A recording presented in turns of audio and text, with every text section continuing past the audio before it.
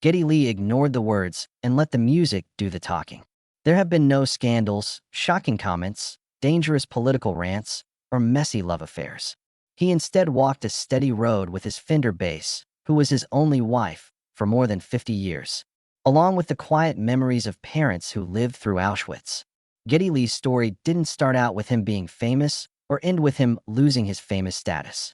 It's about a boy whose father died when he was 12 years old and who grew up being haunted by memories of the Holocaust. He was ignored by reviewers for years, but quietly wrote an important chapter in the history of rock. That stillness, that quiet, is exactly what makes him unforgettable. Geddy Lee was born on July 29, 1953, in North York, a neighborhood of Toronto, Canada. He came from a Jewish family that had been through a lot during the war. They met as teens in a Nazi work camp in 1939, not at a dance. His parents are Morris Weinrib and Mignon Mary Rubenstein.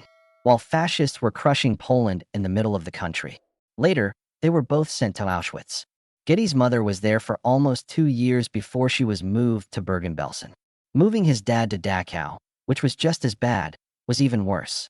Morris found Mary again in the chaos of refugee camps after the war was over. After getting married, they moved to Canada to start a new life. But it was a fragile start that was based on terrible suffering. Geddy Lee's earliest memories are not of music, but of the scary stories his mother told him about Hitler, the camps, and how people managed to stay alive. He didn't talk much about the past with his father, though. He kept his quiet, as if it were the only thing left after everything else was gone. The house was filled with that silence. Growing up, Geddy lived in a place where memories were squished together and love and pain lived together. His father died of illness when Geddy was only 12 years old, and he never really got over it. His mom was responsible for all 3 of their kids by herself. Geddy decided to be alone and work on old instruments after school while other kids played baseball or hung out. The love of music didn't come on quickly. He could control it, and it was the only way he could be alone without being eaten by memories and sadness. Even though his mother spoke Polish very well, she always said his name as Geddy, even though it was Gary. That name stuck with him his whole life, always reminding him that the past is close, no matter how far you walk. Geddy wasn't an especially good student at school. Not many people liked him. He didn't like team sports, and he often felt like he didn't belong anywhere. He found the bass guitar one day, though. The lead guitar was flashier, and the drums were louder.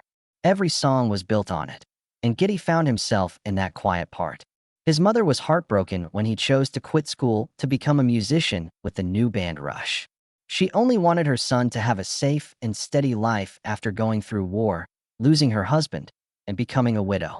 Geddy didn't want to be safe, though. Whether it was right or wrong, he wanted to live his life on his own terms. After a while, when Rush became famous, Mary went to all of her son's shows and sat quietly backstage, happy and no longer against him. Because Geddy's song might have reminded her of something special. A living. They are not loud or showy, but they are very strong. Beginners in their careers. In 1968, when Geddy Lee was only 15, his good friend Alex Lifeson asked him to join a neighborhood band that was having trouble making it, which had just lost its drummer. Geddy accepted almost without thinking, but she had no idea that this offer would lead to a journey that would last a lifetime. Rush was the name of the band. Back then, Rush only had Dreams and a few Cream and Led Zeppelin songs. Their first shows were in Toronto coffee shops, high school auditoriums, and local dance halls. There were no stage lights, they didn't get paid, and almost no one in the crowd paid attention. But Geddy Lee wasn't like the others. It didn't matter if he was playing for 12 people or 1,000. He played like it was normal. His bass sound became an extension of his body, and his high-pitched, sharp, and sometimes confusing voice became a trademark that could not be missed. Back then, most bass players just played rhythm, but Geddy made his own melodic lines that mixed with the complicated patterns of progressive rock, which wasn't common at the time. Geddy was still working part-time at a music shop in 1974 when Rush recorded their self-titled first album. Rush's first print only made 3,500 copies, but they sold out quickly after a Cleveland DJ played Working Man on the radio without warning. People heard Black Sabbath and thought it was them. Instead, it was an unknown Canadian band that didn't have any tricks up their sleeve. A deal with Mercury Records came about because of that big break, but Geddy never had an easy time of it. He had to sing, play bass, use foot pedals, and even set off pianos all at the same time in the beginning. Not to be showy, but because no one else could do it, he turned shows into technical feats. However, the media didn't stop.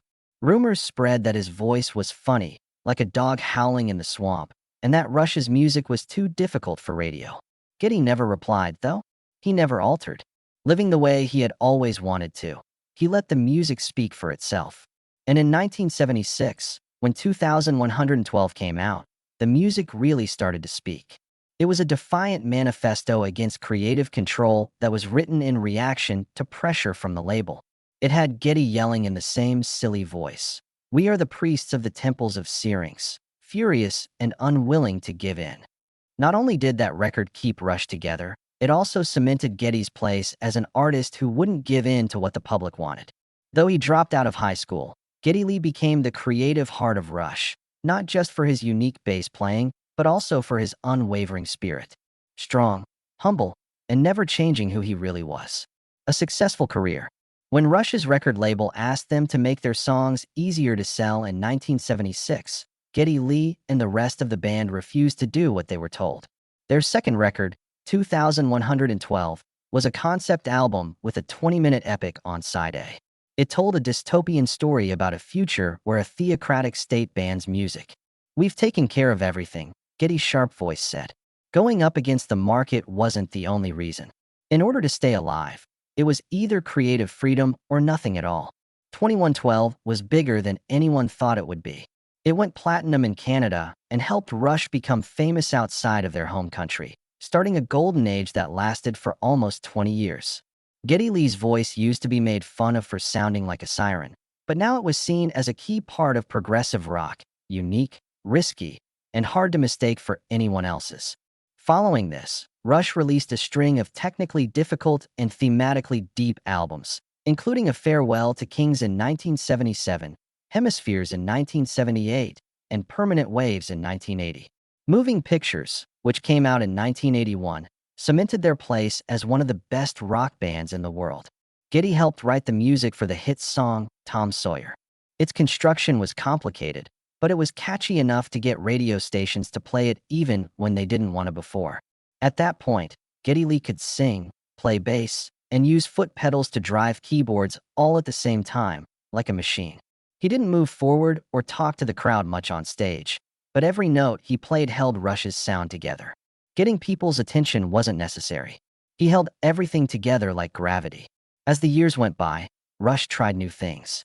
Back in the 1980s, they added synthesizers, which made some die-hard fans very angry. However, Geddy was interested. He wasn't trying top lease. He played to break the rules. People had different opinions about albums like Signals and Grace Under Pressure at first, but now they are seen as brave and forward-thinking. American reviewers still didn't like Rush, even though he had a huge following of devoted fans.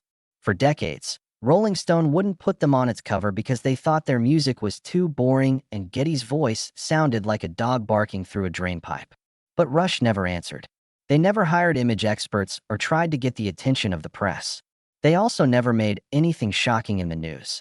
And, strangely, their lack of interest helped them get farther than anyone thought possible. Rush had sold more than 25 million albums in the US by the early 1990s. They had also won 24 gold records and 14 platinum albums, making them third in rock history for most consecutive gold or platinum albums. Besides the Rolling Stones and the Beatles, Geddy Lee was not only the musical leader of Rush during this time, he was also the band's foundation during every change. As Neil Peart changed the way he played the drums and the band started to use more electronic sounds, Geddy was the one who brought the old and the new together, balancing feeling with skill. Rush took a break in the late 1990s after being at the top of their game for almost 20 years. Part of the reason was that they were tired, and part was that Neil Peart was going through a terrible personal event. But Geddy Lee was still a huge name in bass, even when Rush was not playing. Geddy Lee's only solo album, My Favorite Headache, came out in 2000. It was intense and highly personal, showing a Geddy Lee who could stand on his own while still keeping what made him special. Then, in 2013, after being passed over for decades, Rush was finally admitted into the Rock and Roll Hall of Fame. Someone made a joke that Alex's life son and I used to think this would only happen if Jan Winter, who was in charge of the selection group, died. Luckily, he's still living, and we finally got the call. When Geddy Lee went on stage that night to accept the award after being kicked off the band for more than 40 years, he didn't act out. Because that's how he had always lived and how he had won in the end. He just bowed his head in thanks. Bad luck in your life. Although Geddy Lee was the band's heartbeat, Neil Peart was their soul. They were not close friends who hugged on stage or went on vacation together. It was quiet, steady, and impossible to separate Geddy and Neil for more than 40 years. So when Neil Peart died, it didn't just end one man's life. It also shook a band that was thought to be unbreakable. After the last show of the Test for Echo tour in August 1997, Neil left Ottawa to take his 19-year-old daughter Selena to college. After saying goodbye and hugging at a gas station, they continued their journey. She was speaking for the last time. After just a few hours, Selena died in a car accident on Highway 401. She lost control of her Jeep. One terrible turn of events put an end to everything. Less than a year later, Jackie Taylor, Neil's wife of more than 20 years, died of cancer. She had been weak and coughing all night. It was thought that she was depressed, but it turned out that she was very sick. Within a few months, she died, leaving Neil Peart totally broken. He was gone. Neil hopped on his motorcycle and rode across North America for thousands of miles with no plan or goal.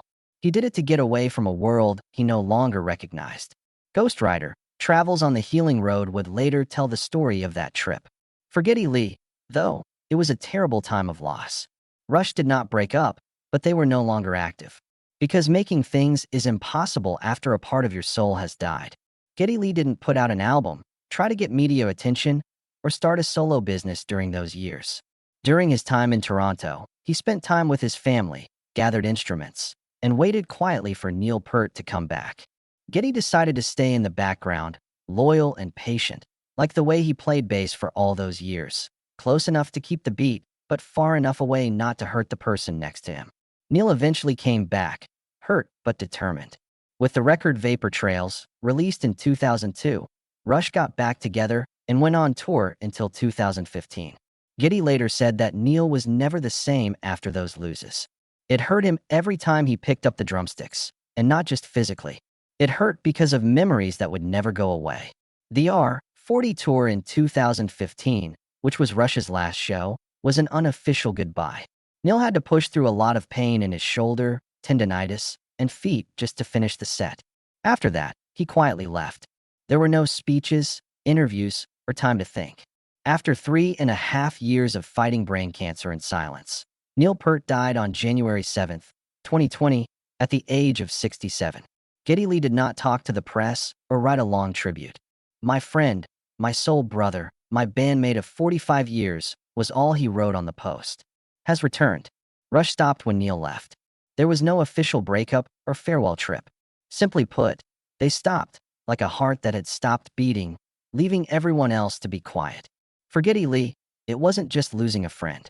An artistic journey, a spiritual bond, and the end of what he once called the most beautiful part of my life came to an end. That's probably why he hasn't been in a hurry to come back. A part of him left that day that can't be replaced. One-person show. Geddy Lee was never in a hurry to go solo. He gave his all to Rush for almost 50 years, putting his ego aside to focus on the music they made together. But when that path ended for a while, he quietly started to look into a new branch. He wasn't trying to break away, but to go deeper inside himself. From 2000 to 2025, his solo work has been my favorite headache. It is quiet, thoughtful, and doesn't have any fanfare. His first record as a solo artist, My Favorite Headache, was made while Rush was on hiatus because of Neil Peart's personal problems. He has only put out one record under his own name so far, but it was not a side project. Geddy wrote the songs, played bass, sang lead vocals, helped with arrangements, and gave the record a different feel than Rush's sound, which was more intellectual. It was more personal, experimental, and emotional. Fans have loved the record for a long time, even though it wasn't heavily promoted. It got great reviews from critics. Later, in late 2023, almost 25 years later, Geddy released the Lost Demos without warning. Two records that were put away during the time of My Favorite Headache. Gone was one of them. It was Geddy Lee's first solo song to ever make it into the UK's top 30. There was no public relations effort or marketing plan. It was just a melody that was hidden away and came out at the right time, hitting home with the right audience. That could be the kind of success that Geddy loves the most, making its own way through music, not being made to happen. In 2024, the Blue-Green Galaxy 2 LP version of My Favorite Headache was reissued on special vinyl. It was a quiet, but moving return to a very personal time in music history.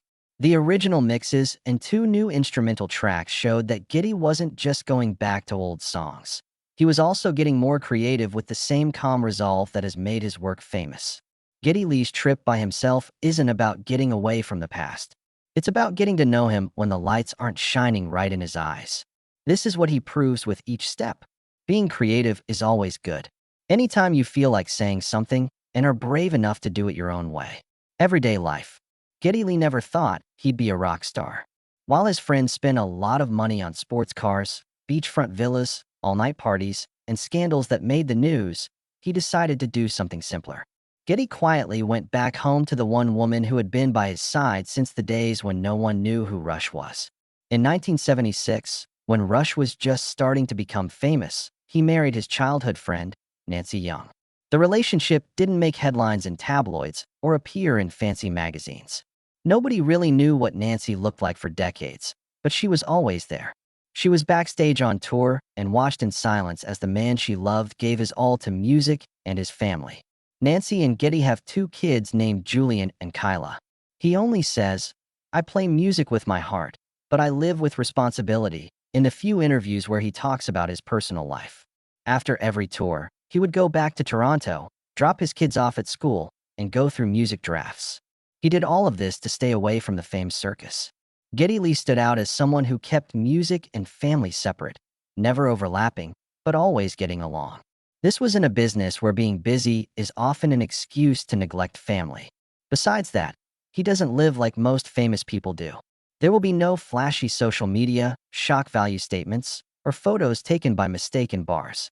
He instead spends hours in his basement, not practicing but taking care of his collections of watches, instruments, wine, and baseball souvenirs. He calls these hobbies the refined joys of quiet. Geddy Lee carefully takes care of and owns more than 250 antique bass guitars. Many of them have been auctioned off for charity. Besides that, he takes care of a wine cellar with more than 5,000 bottles, many of which he personally chose from French farms. However, his baseball collection may be what makes him most famous. It has signed balls from Babe Ruth, Jackie Robinson, and even 3 U.S. presidents, Roosevelt, Truman, and Kennedy. In 2023, he surprised a lot of people by putting together a show of baseball memorabilia at Christie's, not to make money, but to raise money for the Negro League's Baseball Museum, which honors black athletes who had to deal with segregation in the past. Beyond sports, it was more than that. There was a quiet link between the present and the past, between Thanksgiving and leaving a legacy. Geddy Lee calls himself an atheist Jew, which means he loves his heritage, history, and sense of community, but he doesn't follow any religious rules. If you asked him once if he believed in an afterlife, he would just smile and say, "I don't know what's waiting on the other side, but I believe kindness." Simply leaving a mark, whether on people or music, is enough. Without making a sound, Geddy Lee has lived a deeply meaningful life, just like he has for over 50 years, steady, quiet, and never going off track in the crazy world of rock. Legacy and power. Others are remembered for arenas that were packed to the brim with fans. Geddy Lee, on the other hand, doesn't think his legacy lies in a single moment. He changed what it means to be an artist over the course of more than 50 years. Geddy Lee made the part of bassist, which many people had thought of as just supporting, into an art form in its own right. He wasn't just keeping time. He also made tunes, talked with the drums, set the mood, sang lead, played the keyboard, and was the life of the show. Guitars and electronic drums often drowned out bass at the time, but Geddy used technique, new ideas, and quiet determination to bring it to the top. A lot of younger artists look up to him because of this. Some of the bands that have said that Geddy was a pioneer are Dream Theater, Steve Harris, Iron Maiden, Les Claypool, Primus, and Cliff Burton. They all say that Geddy showed that bass is not background, but foundation. Not only did he leave a unique mark on method, but also on the way he lived and approached his art. Geddy Lee never changed to fit in with what people wanted. To get on the charts, he didn't make hits, follow musical trends, or join supergroups. Maybe that's why his music lasts. It doesn't show a trend, but a mood. Together with Alex Lifeson and Neil Peart, he helped create what you might call a Canadian style of progressive rock. It was sophisticated, intellectual, and deeply human, but it never lost touch with being easy to understand. They didn't make music as deep or big as King Crimson, Yes, or Genesis. It was approachable, slightly ironic, and had a working-class intelligence that made every note sound like it was written by millions of people around the world. When Rush finally got into the Rock and Roll Hall of Fame in 2013, they didn't take the stage with pride, but with a sigh of relief. Alex Lifeson reportedly gave a speech that was just one word repeated over and over: blah, blah, blah. The crowd laughed. The only thing Geddy said was, "Thank you," as if he had never thought that praise would define him. Geddy Lee has had a big impact on many areas besides music, though. His book, My Effin' Life, 2023, became a famous piece of writing. He wrote about his pain, loss, long nights, and the reasons he never gave up. It wasn't a victory lap. The world was amazed by his collection of bass guitars, old watches, fine wine, and baseball souvenirs. Each item was chosen to look like a work of art, sending the message that beauty is not in the price, but in the story and the way it makes you feel. In his community work, he has been a strong supporter of campaigns for brain cancer research and preserving the cultural heritage of Black athletes, not because he wants praise, but because he is thankful for life itself. Even though he is 72 years old now, Geddy Lee is still called to music and art events, book talks, and shows. Stayed the same. He simply stepped away from the spotlight, shining in a different way. You may not hear Geddy Lee's voice every day, but if you've ever listened to Tom Sawyer, ever followed that extraordinary bass line in YYZ, or ever watched an artist stand quietly in the center of a vast stage, you've already met him. Present life at 72, Geddy Lee no longer stands on stage with a bass slung over his shoulder or commands an array of keyboards with his feet. But that doesn't mean he has stopped. It just means that instead of performing music before thousands, he now chooses to tell stories about life, memory, and the things music never fully expressed. In 2023, Geddy released his memoir, My Effin' Life, a book that doesn't glamorize fame, but lays bare the fragments of a soul that lost his father at age 12, witnessed his best friend's death, and once stood in the spotlight feeling completely alone. He writes about his mother, a survivor of Auschwitz, as a quiet hero, and about his father as an absence that was never filled. The book quickly became a bestseller in Canada and reached the top of the New York Times list, not because of media hype, but because of its haunting honesty. On January 27, 2025, to commemorate the 80th anniversary of the liberation of the death camps, Geddy took part in a special event at Queen's University in Charlotte, North Carolina.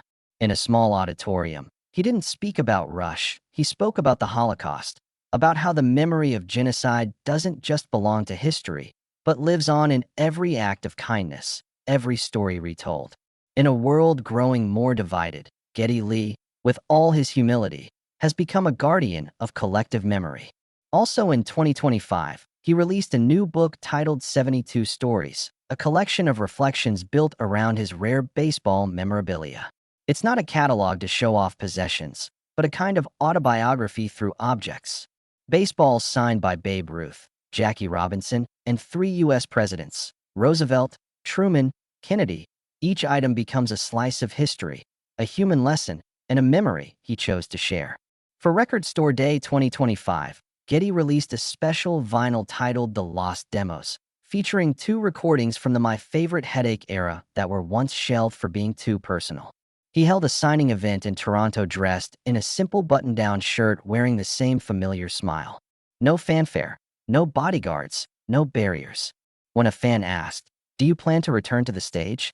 Geddy simply smiled and replied, "I don't think I need to anymore. I lived it. And now I write."